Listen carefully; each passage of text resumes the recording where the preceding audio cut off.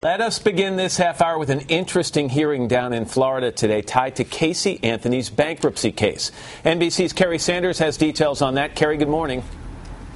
Well, good morning, Matt. This bankruptcy hearing is going to begin in a few hours, but this bankruptcy case is different than most because it asks the questions, who owns Casey Anthony's life story? And if her story is a valuable asset, can somebody else own it?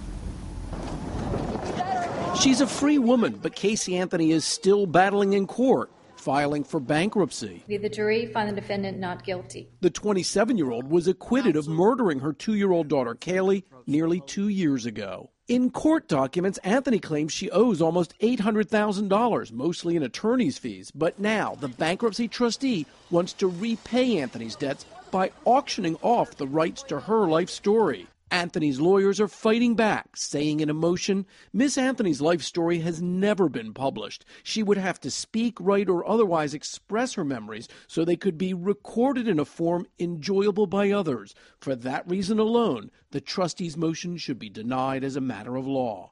Anthony's hearing last month was recorded by the court. Have you had any discussions with any agents in relationship to any movie or book rights to your story? No, sir.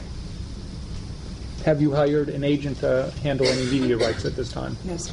Already, Texas lawyer James Schober has offered to buy Casey Anthony's story for $10,000. His goal, to prevent her from profiting. He calls her story an asset, and in a statement says, as much as I would like to think otherwise, Casey Anthony's story has value. Legal experts expect Anthony's lawyers to fight any plan to sell her story. The biggest potential source of income is a book deal and a movie deal someday, and that's why it would be vitally important from her standpoint to keep that asset away from the creditors that she owes money to.